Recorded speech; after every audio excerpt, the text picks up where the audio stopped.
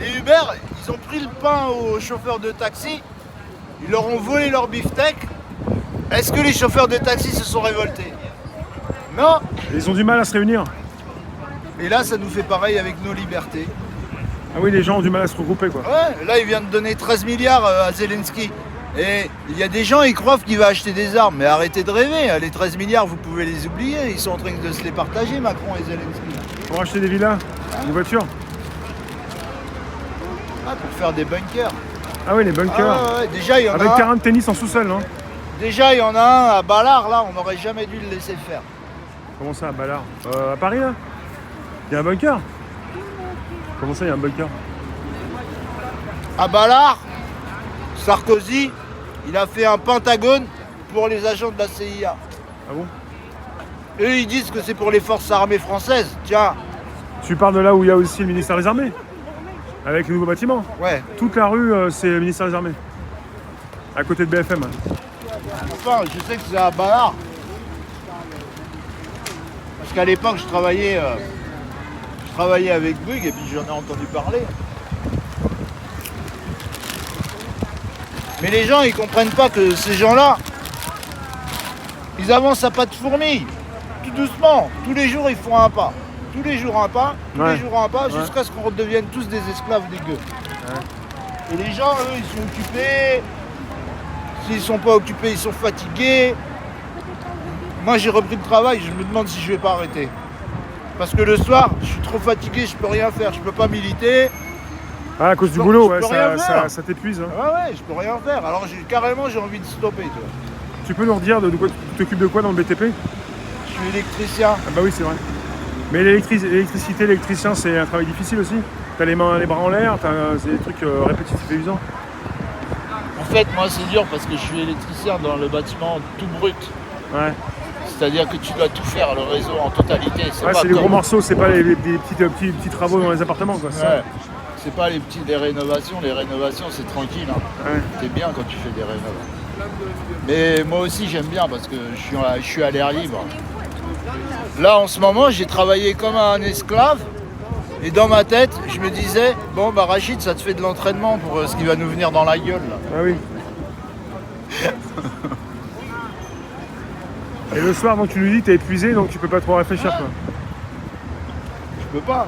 Je peux réfléchir, mais je réfléchis tout seul dans mon coin. Je peux pas militer, je peux rien faire. Et autour de toi, les collègues, eux, ils veulent s'amuser le soir, ils veulent penser à autre chose, quoi. Ouais, ils veulent le 4x4, la Barbie, la piscine. Tout sauf la révolution. Ouais. Des idées de riches, ça, ou quoi? Ou des idées, non? C'est ça le problème, c'est que comme on a accepté des riches, Ouais. maintenant il y a des riches qui se pavanent devant nos frères. Et avec leur 4x4, avec leur Barbie, leur pavillon, les résidences secondaires et compagnie, les hélicoptères, les avions personnels. Et ben maintenant ils veulent tous être comme ça. Et vous savez bien que vous et moi, si on devient tous riches, c'est la fin de la Terre. Ah, C'est la fin de la les Terre. riches comme ils le sont, pas Oui. vraiment riches. Ils sont pas vraiment riches. Ils bouffent, en fait, ça s'appelle un parasite. C'est pas ça la richesse, vraiment. C'est bien. On arrête la guerre en Ukraine. Le problème, On arrête de tuer. avec Internet, avec tout ça, toutes ces images vont dans le monde entier. Oui. Donc dans le monde entier, les parasites que tu dis, il y en a maintenant. Maintenant on régule, on dit voilà, à partir de maintenant il y a tant de milliardaires, on n'en veut pas un en plus. Les gens ils comprennent pas qu'à chaque fois qu'il y a un milliardaire en plus dans le club des milliardaires, vous pouvez être sûr que la Terre elle a perdu 50, 100 ans de son existence. Le mec il est devenu milliardaire comment? En exploitant l'huile de palme, en rasant les frontières, en vendant des crocodiles qu'il a tués, la peau Le de côté crocodile. rapace, ouais, rapace. Voilà, tu vois, le mec il devient riche, mais il devient pas riche comme ça gratuitement. Il y a des conséquences à sa richesse. Avec de l'exploitation. Exactement.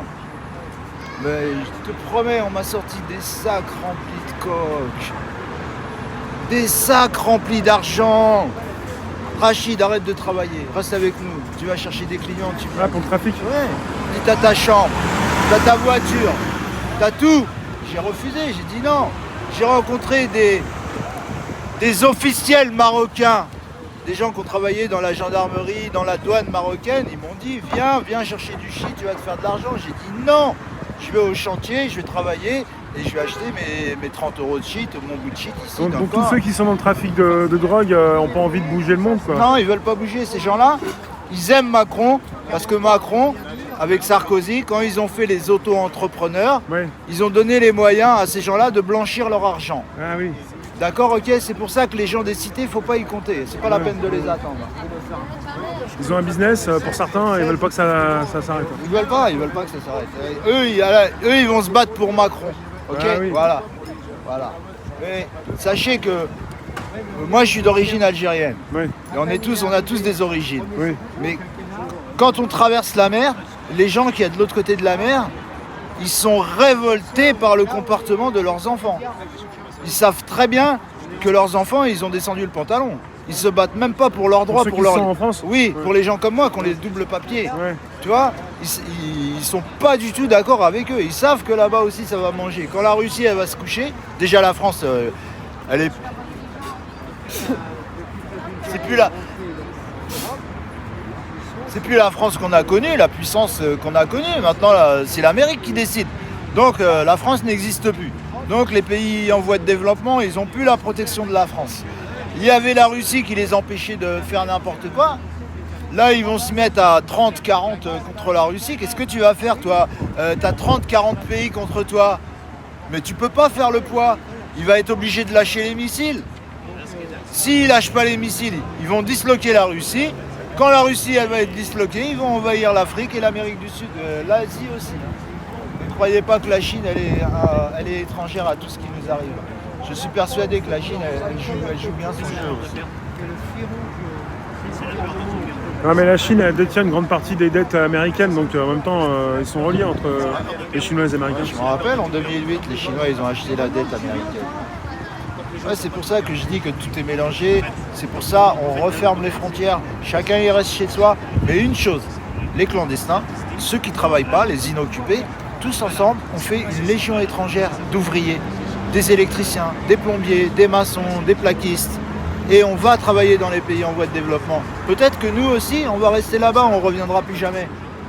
Arrêtez de ne pas croire en vos rêves, bordel, merde. Et toi, tu penses que tu vas pouvoir, parce que tu parles du BTP, il y en a beaucoup dans le BTP qui m'ont dit, à partir de 50 ans, c'est fini, on est terminé physiquement.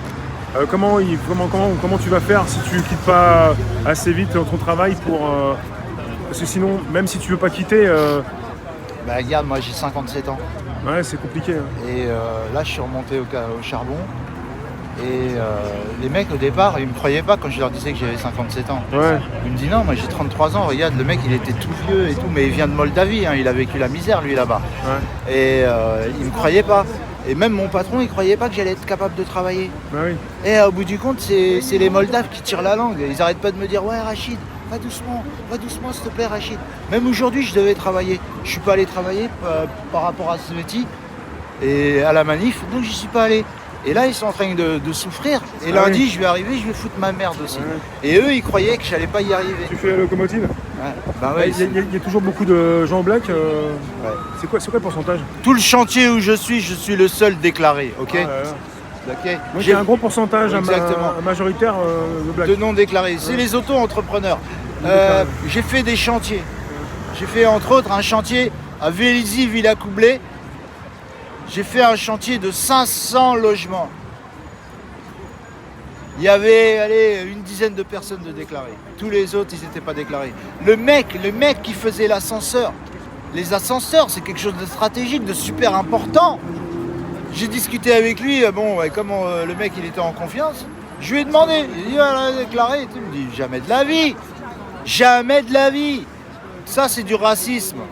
Ok, la France elle a fait du mal et il y a des dirigeants à nous qui continuent d'en faire dans nos pays. Mais il ne faut pas tout mélanger. Nos droits sociaux, c'est nos droits sociaux. Tu cotises ici, c'est pas pour rien. Il y a tes enfants qui vont en profiter de tes cotisations. Mais ces gens-là, ils veulent rien cotiser. Ils veulent tout se mettre dans la gueule. Il y a des rancunes passées. Il y a des choses qui reprochent à la France. Mais venez, on discute, merde. C'est pas comme ça. C'est pas tu plantes dans le dos. Et là où t'es le seul sur combien? Vous êtes combien en tout? À mon travail, Ouais. à être déclaré, Ouais, t'es tout seul, mais vous êtes combien? on est allé 12. 12. Hein. Ils sont 11 à pas être déclarés. Tu me parles de villes, de banlieue, mais il y a beaucoup de constructions, mais les gens, ils vont les trouver où pour habiter? les ramènent de là-bas. Le grand remplacement, c'est une réalité. Mais c'est pas une réalité comme on le dit, brute. C'est-à-dire que ces gens-là, c'est des gens comme nous, mais eux, ils acceptent de vivre en dictature. Ouais. Eux, ils acceptent de vivre à 8 heures couvre-feu, tout le monde à la maison. Ils ont compris les règles, ils vont pas moufler, Voilà. quoi. Alors comme ils ont réussi à avoir les papiers grâce à Macron, et ils ont réussi pas à avoir... manifesté, ouais. Voilà, donc jamais ils vont manifester contre Macron. Ouais. Macron, pour eux, c'est Macron, il a donné les papiers. Voilà. Voilà. Et la durée de travail, dans une journée de travail, c'est combien de temps? Combien d'heures? Il n'y a plus d'heures. Il n'y a plus d'heures. Vous commencez à quelle heure? Vous finissez à quelle heure? Vendredi, on a fini à 5h30. Normalement, c'était à midi. Ah, vous C'est commencez tôt. 35 heures, hein. On est d'accord. Ah, On ouais. est sur la semaine des 35 heures encore. Ça va Je pas sais être... pas s'il y en a plein qui sont même pas déclarés, alors après les heures, ça file. Hein. Les mecs qui sont pas déclarés, ils commencent à 7h en général. 7h du matin? 7h jusqu'à 7h du soir. Hein. Ah ouais? Bah, ils leur 12 heures. disent- les gars qui les commandent, ils connaissent la France. Ils savent les horaires de travail ici. Ouais. Mais ils le disent pas aux mecs qui viennent d'arriver. Ah oui. Les mecs qui viennent d'arriver là-bas au bled, et le patron, le chef de l'entreprise, c'est le roi. Ah oui. Il te dit rampe, va ramasser la merde là-bas. Lui, il rampe, il va ramasser la merde. Hein, il écoute. Et puis, lui, il connaît pas les horaires de travail d'ici. Il voit que les mecs, ils restent jusqu'à 7h, ils restent jusqu'à 7h. Et vous faites des chantiers de combien de temps? Il y a des durées spécifiques au chantier? Vous savez pour combien de temps vous travaillez, hein? C'est relatif, ça. Ouais, Je te donne un exemple.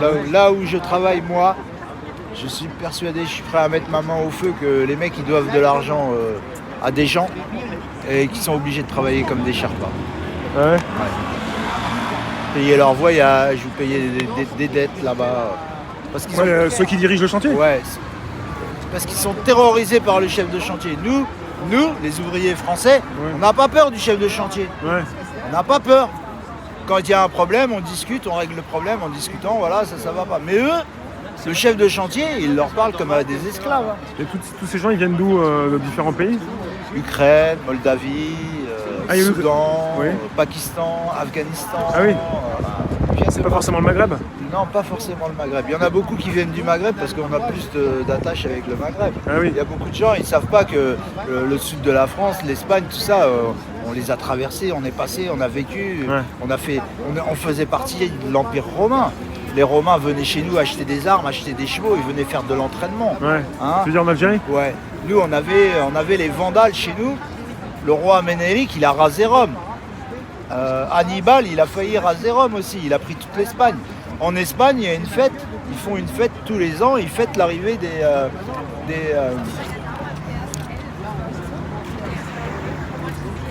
Agnès, comment tu vas? Ça va? Oh, il n'y a pas de souci. Ils font la fête que Hannibal, il est venu, quoi. Putain, j'arrive plus à retrouver leur nom, là. Comment qu'on les appelait? En fait, le nom d'Hannibal, c'est Hannibal Barca et il a failli raser Rome. L'histoire, elle dit qu'il avait des accords avec des tribus gauloises transalpines qui vivaient au niveau des Alpes. Ils devaient envahir et raser Rome ensemble. Et comme les voyages à l'époque, quand tu montais une excursion comme ça durait des années. Lui, il a mis 1 an à aller jusqu'à Gibraltar et à traverser les Alpes, peut-être 1 an et demi. Alors entre-temps, les tribus gauloises, ils ont fait la paix avec les Romains. Hannibal, il est arrivé. Allez, on va faire la guerre. Il dit non, on a fait la paix. Il dit quoi? Allez, il a tout rasé. Il a rasé le village. Tous les survivants dans l'armée. Où vous allez à l'armée, où je vous tue tous. Ah, c'était rude. Ouais, et il a failli gagner. Hannibal, il n'a pas gagné contre Rome à cause de la traîtrise du roi de Carthage. Le roi de Carthage, Hannibal, il lui a envoyé un casque avec toutes les alliances des soldats romains qu'ils avaient tués. Et le roi de Carthage, il a chié dans son froc. Il s'est dit, les Romains, ils vont me niquer. Et comme il a chié dans son froc, il n'a pas envoyé des renforts à Hannibal. Il l'a laissé crever. Alors Hannibal, à un moment, il n'avait plus de soldats frais. Donc il a été obligé de repartir. Et il y a Scipion, là, l'Africain, là, il a réussi à gagner quelques batailles contre lui. Donc Hannibal, il a été obligé de se replier, il s'est retiré, il s'est caché. Et je crois qu'ils ont réussi à l'empoisonner, à le tuer. Parce que Rome, c'était une très grande puissance. Hein. Où que tu allais te cacher, ils allaient te chercher. Et là, ils savaient où t'étais, quoi. Comment? Même déjà à l'époque, ils pouvaient te retrouver, quoi. Ah,